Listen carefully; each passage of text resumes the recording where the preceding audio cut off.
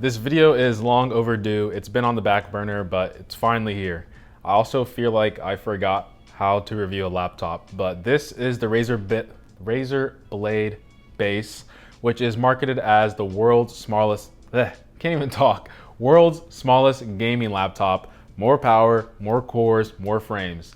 These laptops seem to be designed for gamers, so let's see how good it actually is. So I love most of the design with the Razer Blade, but there are two things that I don't like, and that's the material finish and the palm resting areas.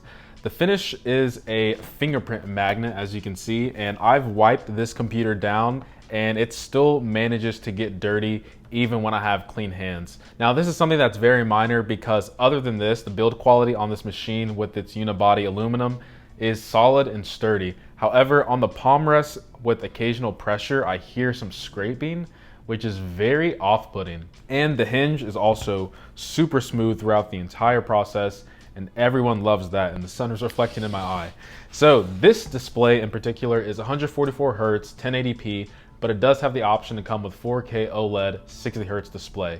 The display looks great. It's like a matte finish, so it's not really that reflective. And the advanced version also goes all the way up to 300 Hz at 1080p, which is absolutely bonkers. But for competitive gamers on the go, Razer has you covered. It also has a nice chin on the bottom, unlike other laptops that have been on this channel not so recently, but it's not that big of a deal for me. But if you want less bezels, you're going to have to look elsewhere.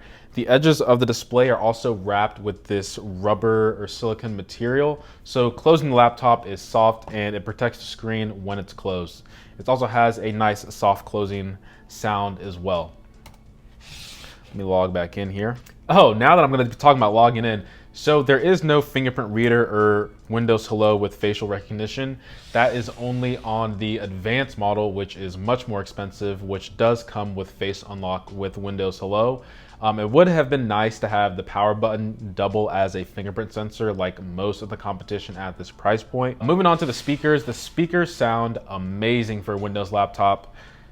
Okay, not that amazing, but better than most laptops I've reviewed on this channel. I also like how the speaker grills or the speakers are forward facing, so it's almost impossible to get muffled, unlike the ZenBook. They sound really clear at max volume and they don't get distorted too much. However, I do believe the MacBook Pro 16-inch and the XPS 15 have better sounding speakers in this price category, but I don't think most people are going to be upset with the speakers unless you really enjoy bass. The keyboard has a bit of a shallow feel to them and a satisfying registration when you reach the bottom of the key travel. The base model has RGB on the entire keyboard. It's not individually lit. To get that version, you're going to have to, once again, elect to get the advanced one, which has RGB per key. They can get really bright, and the changing of the colors is nice to look at than the traditional white and backlit keys on most laptops nowadays. The trackpad as well is also almost flush with the chassis as well. It's soft, quiet touch, and when you push down on it, it's just very satisfying overall. I really love this style of trackpad and an alternative to the loud and clicky trackpads that have been on this channel. So now moving on to the inside of this laptop. I've already opened it, but it does have an Intel Wi-Fi card that is replaceable, has 2 RAM slots that you can upgrade, and an extra M.2 slot for your NVMe drive. Apple, take notes. So this machine is equipped with a i7 10750H with a GTX 1660 Ti. So gaming on this machine, remember, 1080p. I was getting a comfortable 70 FPS on Shadow of the Tomb Raider on the highest setting. Borderlands 3 was a bit tougher, getting 45 on Ultra and 90 on Medium.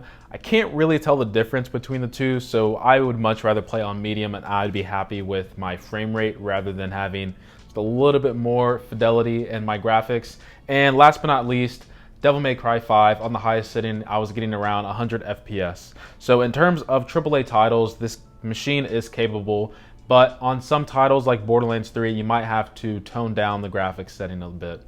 So some of the annoyances I have is there is noise. And what I mean by that is that there's just noise all the time. It's subtle, but it's there. So the fans on the bottom are whirling or spinning, almost like it's humming when I'm doing absolutely nothing. Like I said before, this is a fingerprint magnet, so after a couple of days, this thing just looks absolutely filthy. And also, since this is my first gaming laptop, I recommend playing with a controller because when you're pushing this machine, it does get noticeably hot and it's also loud, but I'm not that surprised since this is more of a gaming oriented machine and it is pretty thin and light as well. So I am assuming with the vapor chamber on the advanced version, it would do better than that. So this is a beautiful machine, but also an expensive one. This laptop right now goes for $1,500. Really expensive, especially during times like these, compared to the XPS 15, which is more customizable, has more customizable options. But compared to gaming performance, I feel like you really have to have a priority of gaming on the side with the addition of the tasks that you do on this laptop. So with all that being said, hopefully you guys did enjoy this video. Drop a sub if you did enjoy, leave a like, and as always guys, much love. I honestly can't remember when I made my unboxing video, but it feels like it's been an eternity. Look at this filth. Ugh.